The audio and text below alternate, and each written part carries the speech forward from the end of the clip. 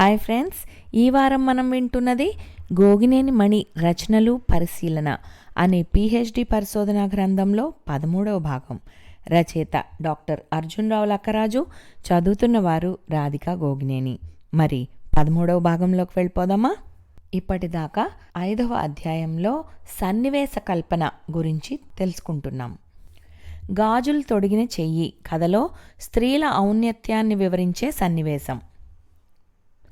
గాజులు తొడిగిన చెయ్యి కథలో స్త్రీల ఔన్నత్యాన్ని తెలియచేయడానికి చక్కటి సన్నివేశాన్ని కల్పించారు రచయిత్రి.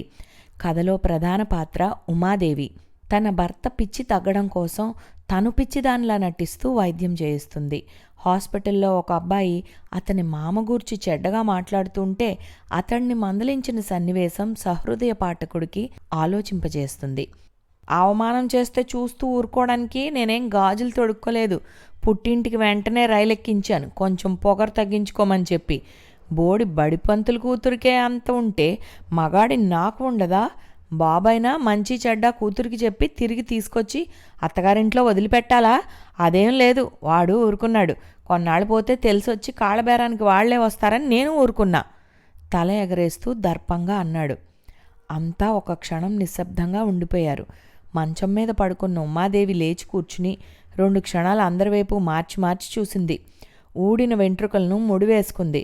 మెరుపులా వచ్చి ఆ అబ్బాయి గుండెల దగ్గర షర్టును ఓ చేత్తో బిగించి పట్టుకుంది. రెండో చేయి విసురుగా పైకి లేచింది. గాజుల గలగలలతో కలిసి టపా టపా అన్న శబ్దాలకు అదిరిపడ్డారు. అతని చెంపలపై ఉమాదేవి చేతివేళ్ల వాతలు కనిపించాయి. కళ్ళు పెద్దవి చేస్తూ గర్జించింది. వాళ్ళకి తెలిసి రావాలా? నీకేం కావాలో నువ్వు తెలుసుకోలేకపోయావు గాని కట్న కానుకలతో పెద్దవాళ్ళు చూసిన పిల్ల మెడలో తాళి కట్టక వీరుళ్ళా ప్రేమ అంటూ ఆ పిల్ల వెంట ఎందుకు పడ్డావు? ప్రేమించానని చెప్పి కట్నం తీసుకున్నందుకు ఆ అమ్మాయి మనసుకు కష్టం కలిగి అలా మాట్లాడిందేమో. అది తెలుసుకోకుండా తప్పు నీ దగ్గర పెట్టుకుని పుట్టింటికి పంపానని గొప్పలు చెప్పుకుంటున్నావా? నీకంటే వయసులో పెద్ద అయినా పిల్లనిచ్చిన మామగారే కాకుండా ఒకప్పుడు నీకు చదువు చెప్పిన గురువుగారిని వాడు బోడి అంటూ పిచ్చివాగుడు వాగుతావా? రోషం పౌరుషం ఉండటానికి లేకపోవటానికి ఆడ మగ తేడా లేదు. గాజులు అలంకారానికి వేసుకునేవే గాని పిరికితనానికి చిహ్నాలు కావు. ఇంకెప్పుడు ఆ మాట అనుకు, తెలిసిందా? ఏ మగవాడైనా తన పౌరుషం గురించి చెప్పుకునేటప్పుడు నేనేం గాజులు తొడుక్కోలేదు అనే మాటను ఉపయోగించటం సరికాదని, లాలించే చేతులు అవసరమైనప్పుడు కొరడాను జుళిపించగలవని ఈ సన్నివేశం ద్వారా రచయిత్రి సమాజానికి తెలియజేశారు. వాస్తు నమ్మకాలు, మూఢనమ్మకాలను తెలియచేసే సన్నివేశం. వాస్తవం కథలో చమత్కారమైన సన్నివేశాన్ని కల్పించి వాస్తు నమ్మకాలు, మూఢనమ్మకాలను తెలియచేశారు. కథలో విశ్వం, కామాక్షి భార్యాభర్తలు కొత్తగా ఇల్లు కట్టుకుని కాపురం ఉంటారు. ఇంటికి చుట్టం చూపుగా వచ్చిన దూరపు బంధువు సుందరమ్మ ఆ ఇంటి వాస్తు సరిగా లేదని తెలియచేస్తుంది. ఆ రోజు నుండి కామాక్షికి దిగులు పట్టుకుంటుంది. సుందరమ్మ చెప్పిన వాస్తు పండితుడికి చూపిస్తే దోష పరిహారాన్ని తెలియచేస్తాడని భర్తతో చెప్తుంది. భార్య మాట కాదనలేక విశ్వానికి ఇష్టం లేకపోయినా ఒప్పుకుంటాడు. తాను క్యాంపు నుండి వచ్చేసరికి కామాక్షి ఆనందంగా ఉంటుంది. వచ్చిన వాస్తు పండితుడు ఇంట్లో ఉండే గృహోపకరణాల మార్పును సూచించాడే గాని ఇంటిని పడగొట్టించలేదు. విశ్వం కూడా వాస్తు పండితుడికి మనసులోనే కృతజ్ఞతలు తెలుపుకుంటాడు. క్యాంప్ నుండి వచ్చిన విశ్వానికి ఆఫీస్ బంట్రోతు ఒక ఉత్తరాన్ని అందించి వెళ్తాడు. అది అతని పాత స్నేహితుడు రాసిన ఉత్తరం. ఈ సన్నివేశంలోనే వాస్తు పట్ల రచయిత్రికి ఉన్న అభిప్రాయాన్ని తెలియచేశారు. డియర్ విశ్వం, నువ్వు ఈ పాటికి క్యాంప్ నుంచి వచ్చి ఉంటావని ఉత్తరం రాస్తున్నాను. మొన్న ఈ మధ్య నేను మీ ఇంటికి వచ్చాను. వచ్చే వరకు అది మీ ఇల్లని నాకు తెలీదు. నీకు గుర్తుందా? అప్పుడెప్పుడో ఒకసారి రైల్వే స్టేషన్లో కలిసినప్పుడు నీకు నా బాధలు చెప్పుకున్నాను. చితికిపోయిన నా ఆర్థిక పరిస్థితిని చక్కదిద్దుకునే ప్రయత్నంలో నాకు ఒక బ్రహ్మాండమైన ఆలోచన వచ్చింది. పోగొట్టుకున్న చోటే వెతుక్కోమని పెద్దలు చెప్పారని వెంటనే ఆ ఆలోచనని అమలుపరిచాను. నా పేరుకు ముందు వాస్తు బ్రహ్మ అనే చిన్న బిరుదును, చివర మా తాతగారి పేరును జోడించి కొంచెం మార్పు తెచ్చాను. దీర్ఘరోగి సగం వైద్యుడన్నట్లుగా మా ఇంటి సమస్యల వల్ల నాకు వాస్తు విజ్ఞానం బాగానే అలవడింది. ఆ పైన వాస్తుకు సంబంధించిన పుస్తకాలు 2 కొనుక్కొచ్చి క్షుణ్ణంగా చదివాను. మనిషి జీవిత గమనంలో ఎత్తుపల్లాలు, కష్టసుఖాలు సహజమేనని అందరికీ తెలుసు. ఎప్పుడు ఎవరిని అదృష్టం వరుస్తుందో దురదృష్టం కాటేస్తుందో ఎవరికీ తెలీదు. కాకతాళీయంగా నేను ఇచ్చిన సలహా వల్లే మేలు పొందామని అనుకున్న వాళ్ళు నాకు బోలెడంత పబ్లిసిటీ తెచ్చిపెట్టారు. కలిసిరాని వాళ్ళు మాత్రం తమ ప్రాప్తం అంతే అనుకుని మిన్నకుండి ఉంటారు. ఇప్పుడు నా ఆర్థిక పరిస్థితి దివ్యంగా ఉందని నీకు వేరే చెప్పనవసరం లేదనుకుంటాను. నేను ఇంతగా ప్రాచుర్యం పొందటానికి కారణాలు 2 ఉన్నాయని అనుకుంటాను. మొదటిది ఫీజు ఎక్కువ ఉండటమే. ఫీజు ఎక్కువ ఉంటేనే జనాలకి మోజు ఎక్కువ అవుతుంది కదా. రెండవ కారణం ఏమిటంటే ఎక్కువ వ్యయ ప్రయాసాలు కలగని విధంగా చిన్న చిన్న మార్పుల్ని మాత్రమే సూచిస్తాను. ఎవరికైనా కానీ ఇంటిని ఎక్కడ పడగట్టాల్సి వచ్చినా కష్టంగానే ఉంటుంది. మరి నేను నీ ఫ్రెండ్నే అని చెప్పి ఫీజు తీసుకోకూడదని ముందు అనుకున్నాను. కానీ అలా చేయటం వల్ల పెరటి చెట్టు వైద్యానికి పనికిరాని విధంగా ప్రయోజనం ఉండదని గ్రహించాను. అందుకే ఆ 6,000ను తిరిగి పంపించేస్తున్నాను ఇప్పుడు. పొరపాటును కూడా ఈ విషయం మీ శ్రీమతికి చెప్పక సుమా. కథ మళ్ళీ మొదటికి వచ్చినా రావచ్చు అసలు విషయం తెలిస్తే. చదివిన వెంటనే ఉత్తరాన్ని చింపేయి. ఆ రాగి రేకులో ఉన్న మంత్రం ఏమిటో చెప్పనా? ప్రతిరోజు పూజానంతరం నేను మనసులో స్మరించుకునేదే సర్వే జన సుఖినోభవస్తు. వాస్తు పట్ల మూఢనమ్మకాన్ని సమాజంలో తొలగించే ప్రయత్నం చేయడానికి రచయిత్రి కథలో ఈ సన్నివేశాన్ని కల్పించారు. పాతకాలపు వస్తువులపై మనుషుల నమ్మకాలను వివరించే సన్నివేశం. మమతల హారం కథలో హారం తయారు చేసే సన్నివేశం ఆసక్తి కలిగిస్తుంది. పాతకాలపు మనుషుల నమ్మకాలు ఏ విధంగా ఉంటాయో ఈ సన్నివేశంలో తెలియజేశారు రచయిత్రి. మా అమ్మకు 9 పేటల చంద్రహారం ఉంది. పెళ్లికి ముందు అమ్మమ్మ చేయించింది ఆ హారాన్ని. మా తాతగారికి రాదని ఆశ వదిలేసుకున్న బాకీ ఒకటి అనుకోకుండా వసూలై డబ్బు చేతికి అందింది. ఆ డబ్బుతో తాతగారు ఏదైనా పొలం కొంటానంటే అమ్మకి పెద్ద గొలుసు చేయించమని అడిగిందట. 2-3 పేటలు గొలుసు చేయించాలని తాతగారు అనుకున్నా ఒప్పుకోలేదు. అప్పటి వరకు ఆ ఊళ్ళో తమ బంధువుల్లో ఎవరికీ లేని పెద్ద గొలుసు చేయించాలని పట్టుబట్టి అమ్మమ్మ తాతగారిని ఒప్పించింది. ఇక తర్వాత కంసాలిని తమ ఇంటి అరుగు మీద కూర్చుని ఆ నగ చేయాలని అమ్మమ్మ పురమాయించింది. అందుకుగాను ఎక్కువ మజూరీ ఇస్తామని ఆశపెట్టి ఒప్పించింది. అతనికి భోజన సదుపాయాలన్నీ అమ్మమ్మే చూసుకునేది. అమ్మమ్మ బాగా తెల్లవారుజామునే లేచి కంసాలు వచ్చే సమయానికి తమ పనులన్నీ ముగించేసుకునేది. ఇంటి ముందు ద్వారానికి ఒక పక్కన ఉన్న అరుగు మీద అతను తన సరంజామా అంతా పెట్టుకుని పనిచేస్తుంటే మరోవైపు అరుగు మీద అమ్మమ్మ ఏ భాగవతం రామాయణమో చదువుకుంటూ కూర్చునేదట. ఇరుగు పొరుగు ఆడవాళ్లు కూడా 4-5 చేరుతూ ఉండేవాళ్ళు. ఇంకెవరి పని ఒప్పుకోకుండా ఆ ఒక్క హారాన్ని పూర్తి చేయడానికి 3 నెలలు పైగానే పట్టిందట. ఆలస్యమైనా పర్వాలేదు కానీ నగిషి బాగా రావాలని అమ్మమ్మ షరతు పెట్టింది. మరి ఆ హారం పూర్తయ్యాక మంచి రోజు చూసి అమ్మ మెడలో వేసి అమ్మమ్మ గుడికి తీసుకువెళ్ళింది. పూజారిగారు అక్షంతలు వేసి, సూరమ్మగారు మీ అమ్మాయి కొత్త నగ ధరించిన వేళ విశేషాన్ని బట్టి మహారాజు లాంటి భర్త వెతుక్కుంటూ వస్తారు. 3 నెలల్లోపే మంచి సంబంధం కుదురుతుంది చూడండి అన్నారట. పూజారి గారి వాక్కు ఫలించినట్లుగా మరుసటి నెలలోనే అమ్మ పెళ్లి కుదిరింది. ఇదే కథలో మరో సన్నివేశంలో నగల కంటే ఆప్యాయతానురాగాలకే పెద్దపీట వేస్తూ జరిగిన సంఘటన పాఠకునికి ఆకట్టుకుంటుంది. ఇంటి ముందు కంసాల్ని కూర్చోబెట్టి ఎంత శ్రద్ధగా చేయించారో తెలుసుగా. ఈ హారాన్ని అమ్మటం కానీ చెడగొట్టడం కానీ చేయకంటూ అమ్మమ్మ ఎన్నోసార్లు చెప్పింది. మా అమ్మ జ్ఞాపకంగా నేనున్నన్నాళ్ళు ఈ హారం అలా ఉండాల్సిందే అని చెప్పిన అమ్మ ఏదో అవసరం ఉంచుకుంటున్నట్లు స్కూటర్ కోసం అమ్మటం ఏంటి అమ్మని ఇదే అడిగితే అనునయిస్తూ చెప్పింది. నాన్నకి చిట్ ఫండ్ డబ్బు ఇంకో 2 సంవత్సరాలకి కానీ అందదు. అప్పటికి మీరే కొనుక్కోగలుగుతారు. అలా కాకుండా అల్లుడికి అవసరానికి ఇచ్చినట్లుగా ఉండాలని నాకు బాగా అనిపించింది. బీరువాలో ఉండటమే కానీ ఆ గొలుసుని ఎవరూ పెట్టుకోవడం లేదు. అలా ఉండే కంటే మీకు రోజు ఉపయోగపడే వస్తువుగా మారటమే బాగుంటుందని అందరికీ అనిపించింది. ఆ గొలుసు అలా ఉపయోగపడినందుకు సంతోషించానే కానీ నేనేం మనసు కష్టపెట్టుకోలేదు. ఇది కావాలని ఎప్పుడూ అడగని అల్లుడి అవసరం తెలుసుకుని ఇవ్వగలిగినందుకు మాత్రం నాకు చాలా తృప్తిగా ఆనందంగా అనిపించింది. అప్పు ఇచ్చి చూడు కథలో సరదా సన్నివేశం. అప్పు ఇచ్చి చూడు కథలో ఈ సరదా సన్నివేశం పాఠకునిలో నవ్వు పుట్టిస్తుంది. ఆ రోజుతో పరీక్షలు పూర్తయ్యాయి. ప్రయాణం ఎల్లుండి కాబట్టి 2 రోజులు ఏం చేద్దామా అని ప్రోగ్రాం నిర్ణయించుకుంటూ అంతా రూమ్లోనే ఉన్నాం. ఇంతలో అప్పారావు హడావుడిగా వచ్చి, ఒక 100 రూపాయలు అప్పు ఇవ్వగల మహానుభావులు ఎవరైనా ఉన్నారా అన్నాడు 2 చేతులు నడుం మీద పెట్టుకు నిలబడి. అప్పారావు నిజంగా సార్థక నామధేయుడే. ఇంటి దగ్గర నుండి వచ్చిన డబ్బు అంతా మొదటి వారంలోనే జల్సా చేసేసి ఆ తర్వాత అప్పుల కోసం అందరి చుట్టూ తిరుగుతాడు. ఇక్కడ మహానుభావులు ఎవ్వరూ లేరు నాయనా, అంతా మామూలు జనమే ప్రసాద్ అన్నాడు చిరునవ్వుతో. లేకే ఉన్నాడు అంటూ అప్పారావు సూర్యం దగ్గర చేరి మొదలుపెట్టాడు. నీకు మొన్ననేగా ఎండి వచ్చింది, ఒక 100 రూపాయలు సర్దరా, పుణ్యం ఉంటుంది. వద్దు వద్దు, పుణ్యం సంపాదించి స్వర్గానికి పోవాలని నాకేం లేదు.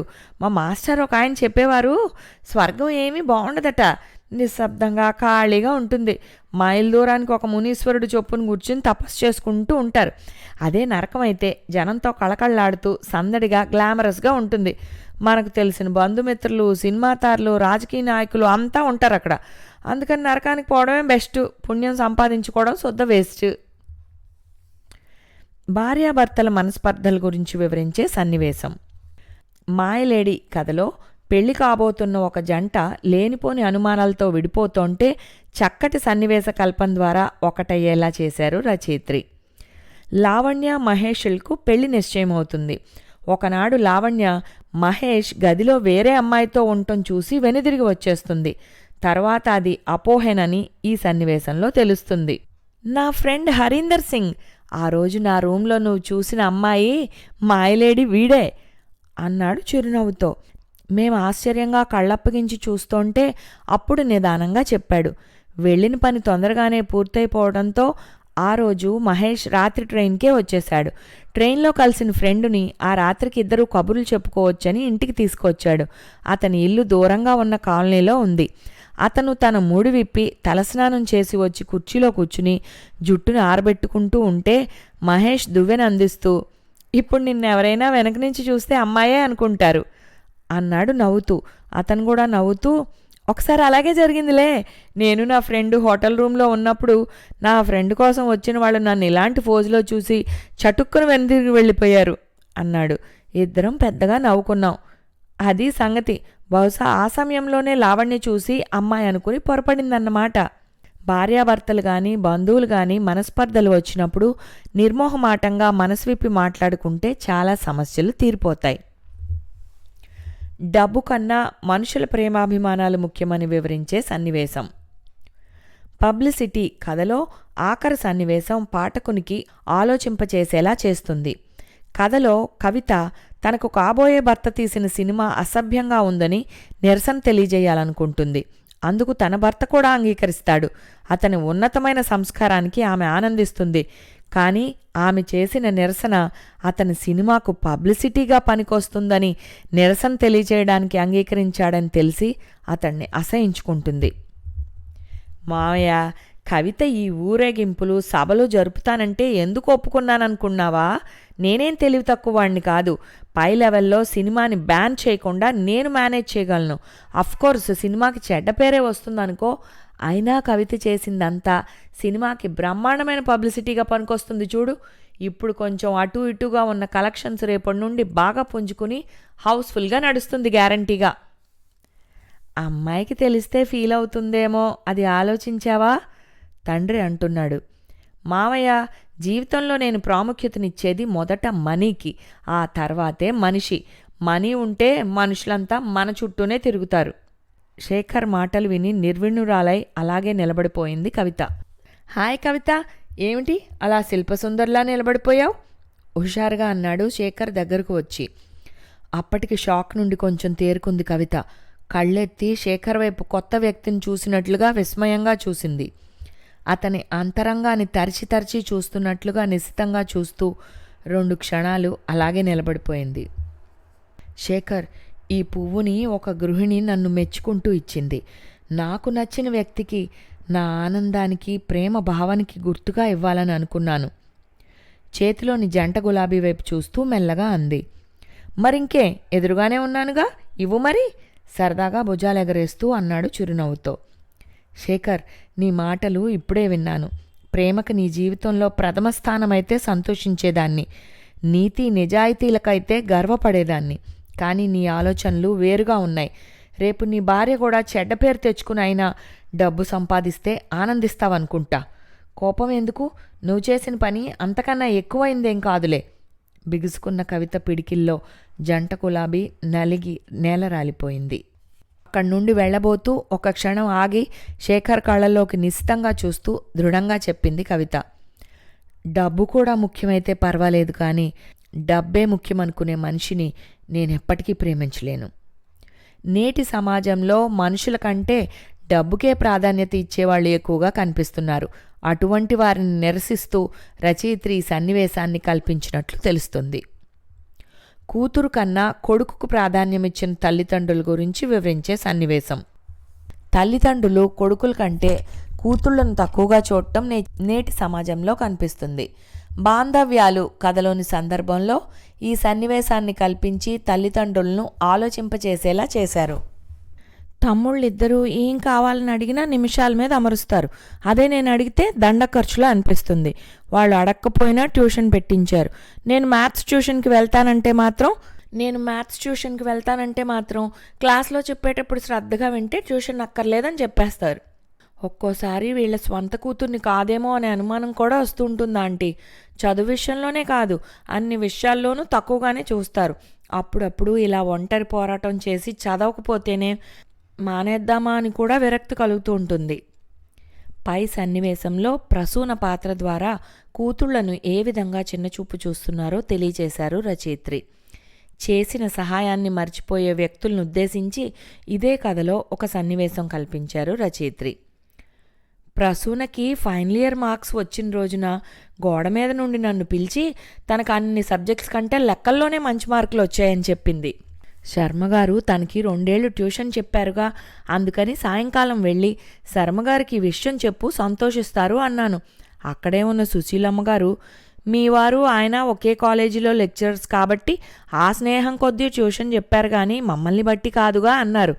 అంటే థ్యాంక్స్ చెప్పాల్సిన అవసరం మనకే కానీ వాళ్ళకి లేదని అర్థం కాబోలు. నాకు చాలా ఆశ్చర్యంగా అనిపించింది. కానుక అనేది వస్తు రూపంలో ఉండక్కర్లేదండి. ఆ మధ్య స్కూటర్ పాడైన రోజున ఆటో కోసం చూస్తుంటే మీ ఓల్డ్ స్టూడెంట్ కారులో వెళ్తూ చూసి మిమ్మల్ని కాలేజ్ దగ్గర డ్రాప్ చేశాడని చెప్పారు. దారిలో తను ఏదో అనారోగ్యం వలన కొన్నాళ్ళు కాలేజీకి రాలేకపోతే మీరు ఆ లెసన్స్ ఇంటి దగ్గర చెప్పించుకోమన్నారని, మీలా స్టూడెంట్స్పై ప్రత్యేక శ్రద్ధ తీసుకునే మాస్టర్లు తక్కువ మంది ఉంటారని, మీరు చెప్పే పద్ధతి బట్టే తనకి కెమిస్ట్రీ అంటే ఇంట్రెస్ట్ కలిగిందని ఆ విషయాలన్నీ గుర్తు చేసుకున్నాడని చెప్పారు. ఆ విషయం మీరు నాకు చెప్పినప్పుడు మీ మొహంలో ఎంత ఆనందంగా అనిపించింది. ఆ ఆనందం ఆటో ఖర్చు మిగిలినందుకు కాదు కదా, మీరు అతని పట్ల చూపించిన శ్రద్ధను గుర్తు పెట్టుకుని మీ పట్ల చూపించిన గౌరవమే మీకు అంత ఆనందాన్ని కలగజేసింది. సగటు స్త్రీ యొక్క ఆవేదనను వివరించే సన్నివేశం. మనసున మల్లెలు కథలోని ఒక సన్నివేశంలో పెళ్లైన అబ్బాయికి భార్యతో ఎలా మెలగాలో తెలియచేసే ప్రయత్నం చేశారు రచయిత్రి. ఒక సాయంకాలం విహారీ ఉదయం చదవగా మిగిలిపోయిన సశేషాన్ని చదువుతూ పేపర్ తిరిగేస్తుంటే వసంత కాఫీ కప్పు అందించి తను ఎదురుగా కూర్చుంది. 2-3 సార్లు ఏదో చెప్పబోతుంటే అతను పరధ్యానంగా పేపర్లో నుండి తల ఎత్తకపోయేసరికి వసంతకు చిరాకొచ్చింది. ఎదురుగా కూర్చున్న మనిషితో అందులోని వార్తల్నే ప్రస్తావిస్తూ చదువుకోవచ్చుగా, పరీక్ష చదువులా న్యూస్ పేపర్ కూడా అంత ఏకాగ్రతగా చదవాలా? చదువుకునే రోజుల్లో టెక్స్ట్ బుక్స్ ఇంకెంత ఏకాగ్రతగా చదివేవాడో మరి. అందుకే యూనివర్సిటీలో గోల్డ్ మెడల్ వచ్చింది, రాకేం చేస్తుంది నిట్టూరుస్తూ అనుకుంది. వసంత్ అక్కడి నుండి లేచి ఆ గదిలోనే ఉన్న టేబుల్ దగ్గరున్న కుర్చీలో కూర్చుని ఒక చిన్న నోట్బుక్లో తన ఆలోచనలన్నీ రాయటం మొదలుపెట్టింది. విద్యార్థి దశలో గోల్డ్ మెడల్ సంపాదించడానికి ఎలా కృషి చేస్తారో సంసారంలో కూడా భార్యాభర్తలిద్దరూ ఒకరి నుండి ఒకరు గోల్డ్ మెడల్ పొందగలగాలి. తన సహచర్యాన్ని ఒక వరంగా, అదృష్టంగా ఎదుటివాళ్లు అనుకోగలిగితే వైవాహిక జీవితంలో గోల్డ్ మెడల్ సంపాదించినట్లే. భార్యాభర్తలిద్దరి మధ్య శారీరక సాన్నిహిత్యం కంటే మానసిక సాంగత్యమే ముఖ్యం. అటువంటి అపురూపమైన స్నేహబంధం ఏర్పడాలంటే ఇద్దరూ అప్పుడప్పుడైనా అరమరికలు లేకుండా తమ ఆలోచనలను కలబోసుకుంటూ మనసారా మాట్లాడుకోగలగాలి. అమ్మాయికి పెళ్ళయి అత్తవారింటికి వెళ్లే ముందు తల్లి అక్కడ అత్తామామల దగ్గర ఎలా అణుకువగా ఉండాలో, భర్త మనసెరిగి ఎలా అనుగుణంగా నడుచుకోవాలో బుద్ధులు చెప్పడం సాంప్రదాయంగా ఉంది. అలాగే అబ్బాయికి కూడా తల్లి కొన్ని మాటలు చెప్పాలని నా ఉద్దేశం.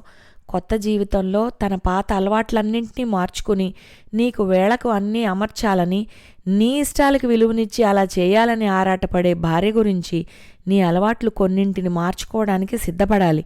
ఆమె ఇష్టాలేమిటో ఆలోచనలేమిటో అర్థం చేసుకునే ప్రయత్నం చేయాలి. అప్పుడే ఒకరికి ఇద్దరం ఒకరమే అనే ఆత్మీయత ఇద్దరి మధ్య పెరుగుతుంది అని మన అబ్బాయికి చెప్పాలని అనుకుంటున్నాను. కొంతమందికి ఎవరూ చెప్పనక్కర్లేకుండానే తెలుస్తాయి, కానీ కొందరు చెప్తేనే గాని అర్థం చేసుకోలేని వాళ్ళు ఉంటారుగా. అందుకని మా అత్తగారు చేయని పనిని నేను చేయాలనుకుంటున్నాను. ఈ సన్నివేశంలోని వసంత పాత్ర ద్వారా సగటు స్త్రీ యొక్క అంతరంగాన్ని ఆవిష్కరించారు రచయిత్రి. మానవ సంబంధాల గురించి వివరించే సన్నివేశం. అమ్మ కోరిక కథలో పలుచనైపోతున్న మానవ సంబంధాలను 10 కాలాల పాటు కలిపి ఉంచాలని రచయిత్రి చక్కటి సన్నివేశాన్ని కల్పించారు. సంసార బాధ్యతలతో బిజీగా ఉన్న తోడబుట్టిన వాళ్ల కుటుంబాలలో వీలు చేసుకుని 2-3 రోజులు కలిసి గడిపినా ఎంతో తృప్తిగా ఆనందంగా ఉంటుంది. ఇద్దరు వ్యక్తుల మధ్య అయినా, భార్యాభర్తల మధ్య అయినా, తోడబుట్టిన వాళ్ల మధ్య అయినా అపురూపమైన స్నేహబంధం చోటు చేసుకోవటం అనేది అరుదుగా లభించే వరం. దాన్ని పటిష్టంగా 10 కాలాల పాటు నిలుపుకోగలగటం ఇంకా గొప్ప విషయం. రాకపోకలు సాగితేనే బంధుత్వం నిలబడుతుందని అంటారు. అలాగే ఎవరి పరిస్థితులను బట్టి వాళ్ళు ఇచ్చిపుచ్చుకోవడం గౌరవప్రదంగా ఉంటుంది. నేను మొన్న రాముకి పొలం అమ్మగా 3 లక్షలు వచ్చాయని చెప్పి ఆ డబ్బును రాము పేరునే ఫిక్స్డ్ డిపాజిట్ చేయమని చెప్తే వాడు మొదట ఒప్పుకోలేదు. ఆ డబ్బుతో పాటు ఒక బాధ్యతను అప్పగిస్తున్నానని, కొంత వడ్డీతో సంవత్సరానికి ఒక్కసారైనా శైలు వాళ్ళింటికి వెళ్ళి గాని, వాళ్లను తనింటికి తీసుకువచ్చి గాని బట్టలు వగైరా చిన్న చిన్న కానుకల కోసం ఖర్చు పెట్టమని చెప్పాను. అది తనకిష్టమైన బాధ్యత కనుక డబ్బు ఇవ్వాల్సిన పని లేదన్నాడు. నా డబ్బు మీద వచ్చే ఆదాయాన్ని ఇద్దరూ కలిసి అనుభవించటం అనేది నాకు సంతృప్తిని కలిగిస్తుందని చెప్పి ఒప్పించాను. కోడలికి తప్ప ఇంకెవరికి ఈ విషయం చెప్పనవసరం లేదన్నాను. నిన్న ఇక్కడకు వచ్చాక శైలుకి కూడా పొలం అమ్మితే 3 లక్షలు వచ్చాయని చెప్పి ఇచ్చాను. ఇస్తే ఇద్దరికూ ఇవ్వాలి, లేకపోతే అన్నయ్యకైనా ఇవ్వమని అంది. తనకు కూడా దానిమీద వచ్చే ఆదాయాన్ని ఇద్దరూ కలిసి పంచుకోవటం నా అభిమతమని చెప్పాను. చిన్నప్పటి నుండి కూడా శైలుకి తన దగ్గరున్న సేవింగ్స్తో రాముకి బర్త్డే కనో ఇంకేదో కారణమో చెప్పి చిన్న చిన్న గిఫ్ట్లు కొనటం అలవాటు కదా. ఇక నుండి ప్రతి సంవత్సరం నేనిచ్చిన డబ్బు మీద వచ్చే ఆదాయంలో కొంత అలా అన్నయ్య వాళ్ళ కోసం ఖర్చు పెట్టమని చెప్పాను. ఎంత దూరాన ఉన్నా, పనులు ఒత్తిడిలో ఉన్నా అమ్మకిచ్చిన మాటను బాధ్యతను గుర్తు చేసుకుని వీలు కల్పించుకుని ఇద్దరూ కలుసుకుంటూ ఇచ్చిపుచ్చుకుంటూ ఆనందంగా ఉండాలనే ఉద్దేశంతోనే నాకు తోచిన ఈ మార్గాన్ని అనుసరించాను. ఆత్మీయులు కలుసుకుని ఆహ్లాదంగా గడిపే రోజులే నిజమైన పండుగలు. యాంత్రిక జీవనంతో నిర్లిప్తంగా మారిపోయే మనిషి మనసుకు ఇలాంటి పండుగలు కొత్త ఉత్సాహాన్ని, ఆనందాన్ని అందివ్వడమే కాదు, ఆయుష్ని పెంచుతాయి. రక్తం పంచుకుని పుట్టిన తోబుట్టువుల మధ్య ఆప్యాయతానురాగాలు, సంబంధ బాంధవ్యాలు కలకాలం ఉండాలనే కాంక్షతో పై సన్నివేశాన్ని రచయిత్రి గోగినేనిమణి కల్పించినట్లు తెలుస్తుంది. స్త్రీ ఆరోగ్యానికి ఇంటి పనిని మించిన వ్యాయామం లేదని తెలియచేసే సన్నివేశం. ట్రేడ్ సీక్రెట్ కథలో స్త్రీ ఆరోగ్యానికి ఇంటి పనిని మించిన వ్యాయామం లేదని చక్కటి హాస్య సన్నివేశం ద్వారా తెలియచేశారు రచయిత్రి. వెయిట్ రిడక్షన్ కోర్స్ అంటే ఏమిటనుకున్నారు? అంట్లు తోమటం, బట్టలు ఉతకటం, ఇల్లంతా ఊడ్చి తడిగుడ్డతో తొడవడం, బరువు తగ్గడానికి, చక్కటి శరీరాకృతికి ఇంటి పనికి మించిన ఎక్సర్సైజ్ లేదనేదే ఆవిడ రీసెర్చ్ చేసి కనుక్కున్న సంగతట. ఎవరింట్లో వాళ్ళు చేసుకోవడం అంటే బద్దకిస్తారని, నామోషి అనుకుంటారని ఆవిడ అలా ఏర్పాటు చేసిందట. మనం డబ్బులించి పని చేయించుకుంటుంటే ఆవిడ డబ్బులు తీసుకుని పని చేయించుకుంటోంది. ఎవరిని అడిగినా అక్కడ పద్ధతులేమిటో ఎందుకు చెప్పలేదో. మధ్యలోనే మానేసిన వాళ్ళు వాళ్ళ ఇంట్లో పని మనుషుల్ని ఎందుకు మాన్పించేశారో ఇప్పుడు నాకు అర్థమైంది. ముందుగా ఆవిడ అక్కడ పద్ధతుల్ని ఇంట్లో వాళ్ళకి కానీ బయట వాళ్ళకి కానీ ఎవరికీ చెప్పమని కుటుంబ సభ్యుల మీద ప్రమాణం చేస్తున్నట్లుగా రాసి ఉన్న కాగితం మీద సంతకం చేయించుకుంటోంది. ఈ విషయాలన్నీ నేను మీకు చెప్పేశాను కాబట్టి మీ ద్వారా అందరికీ తెలుస్తుందిగా. ఇక రేపటి నుంచి ఆవిడ పని క్లోజ్ అయినట్లే. నిజమా అంటూ విస్తుపోయిన శేషగిరి ఆ తర్వాత పెద్దగా నవ్వాడు. ఆ నేళ్ల కాపురంలో సుజాతతో చేయించలేకపోయిన పన్ని ఫీజు వసూలు చేసి మరీ చేయించిన అంబుజమ్మాళ్లను మనసులోనే అభినందించాడు. క్షణం తర్వాత అతనికేవో అనుమానం వచ్చి అడిగాడు, అవును, నువ్వు ఆ కాగితం మీద సంతకం చేసి ఉంటావుగా, ప్రమాణం చేసిన సెంటిమెంట్ నీకేం లేదా? నాకు చెప్పేశావు. సుజాత పెదవులపైకి చిన్న నవ్వొచ్చింది. ఏదో నాకు కొంచెం తెలివి ఉందిలేండి. ఏ మాటైనా మీ చెవిని వేయందే ఉండలేనుగా. అందుకని సంతకం చేయమని చెప్పి ఆవిడ నాకు కాగితం ఇచ్చి కాఫీ తేవడానికి లోపలికి వెళ్ళినప్పుడు ఎవరికీ చెప్పనని ఉన్న చోట చిన్న టిక్కు పెట్టి పైన చిన్న అక్షరాలతో మా ఆయనకు తప్ప అనే మాట రాసి సంతకం చేశాను. ఆవిడ మామూలుగా నా సంతకం చూసి కాగితం తీసుకుందంతే. అందువల్లే డ్రామాకి తెరపడింది. శేషగిరి నవ్వుతూ, మీ అందరికీ తెలిసిన విషయాన్నే తెలివిగా తెలియచేసి సొమ్ము చేసుకున్న ఆవిడ తెలివితేటల్ని మెచ్చుకోవాల్సిందే అన్నాడు. పై సన్నివేశంలో చక్కటి హాస్యంతో పాటు నేటి స్త్రీలకు చక్కటి సందేశాన్ని కూడా ఇచ్చారు రచయిత్రి. ఎవరి ఇంటి పనులు వారు చేసుకుంటే ఆరోగ్యంతో పాటు డబ్బు కూడా ఆదా అవుతుందని, లేకపోతే శరీర బరువును తగ్గించుకోవడానికి లేనిపోని పాట్లు పడక తప్పదు. నేటి సమాజంలో యువత అనుసరిస్తున్న తీరును వివరిస్తున్న సన్నివేశం. మంచి గంధం కథలో రచయిత్రి చక్కటి సన్నివేశాన్ని కల్పించారు. ఇంటి దగ్గర నుండి తల్లిదండ్రులు డబ్బు పంపిస్తే హాస్టల్లో ఉండి బుద్దుగా చదువుకోకుండా జల్సా ఖర్చులు చేసే కుర్రాళ్లకు మేలుకొలుపుగా ఈ సన్నివేశాన్ని చిత్రించారు రచయిత్రి. నాన్న మరీ పిసినారిలా ఉండమంటారు. అక్కడ అందరిలో ఎంత చిన్నతనంగా ఉంటుందో అర్థం చేసుకోరు. నాన్న ఆఫీస్లోనే పనిచేసే శేఖరంగారు అబ్బాయి నాతో పాటే అక్కడ చదువుకుతున్నాడుగా. హీరోలా ఎంత దర్జాగా ఖర్చు పెడతాడో తెలుసా? చాలేరా చవటాయ్, బుద్ధిగా చదువుకుని మంచి మార్కులు తెచ్చుకునేవాడు హీరో గాని తల్లి తండ్రి పంపించే డబ్బును జల్సా చేసేవాడు హీరో ఏమిట్రా నీ మొహం? నీ బుద్ధేదో పెడదారి పడుతున్నట్లుందిరా అబ్బి. వేలితో బొగ్గ మీద ఓ పోటు పొడుస్తూ అన్నారావిడ. మీ తాతగారు పోయాక అక్కడ ఉండటం లేదు కదా అని ఆ ఇల్లు అమ్మేస్తే వచ్చిన 4 డబ్బులు నీ సీటు కోసం మీ నాన్నకి ఇష్టం లేకపోయినా కానీ బలవంతంగా ఒప్పించి డొనేషన్ కట్టాను. కానీ నెల నెలా నీ ఖర్చులకని ఫీజులకని పంపించాల్సింది మీ నాన్నే కదా. 100 రూపాయల సంపాదన ఉంటే ఖర్చు 90 రూపాయలు మించకూడదనేది మీ నాన్న పద్ధతి. నిన్నటి వరకు సంసారాన్ని అలాగే నడుపుకొచ్చారు. ఇదిగో నీ చదువు వచ్చాక ఎంతో కొంత అప్పు చేయక తప్పడం లేదు. తలకు మించిన భారం మీ నాన్నపై పెట్టానని బాధగా ఉంటోంది. నీకు పంపించడం కోసం ఇంట్లో అంతా అన్ని అవసరాలను తగ్గించుకుని ఎన్ని ఇబ్బందులు పడుతున్నారో అర్థం చేసుకుని రెట్టింపు బాధ్యతగా చదువుకోవాల్సింది పోయి నీకేమో షికార్లు సరదాలు ఎక్కువవుతున్నట్లున్నాయి. మన ఖర్చులు మన స్తోమతను బట్టి ఉండాలి గాని పక్కవాడిని చూసి కాదురా. ఇటువంటి సన్నివేశాలను కల్పించడం ద్వారా రచయితలు సమాజంలో మార్పును కోరుకుంటారు. తమ కథల్లో సన్నివేశాలను స్ఫూర్తిగా తీసుకుని కొందరి పాఠకుల్లో మార్పు వచ్చినా వారి ఆశయాలు లక్ష్యాలు కొంతమేర సఫలీకృతమైనట్లే. నానాటికి విలువలు అంతరించిపోతున్న సమాజంలో తమ రచనల ద్వారా జాగృతం చేసే ప్రయత్నం చేస్తున్నారు రచయిత్రులు. నేటి సమాజంలో యువత చెడు వ్యసనాలకు అలవాట్లకు లోనై దిగజారిపోతున్నారు. అటువంటి యువతను మంచిదారి వైపు నడిపించే ప్రయత్నం చేశారు ఈ సన్నివేశం ద్వారా రచయిత్రి.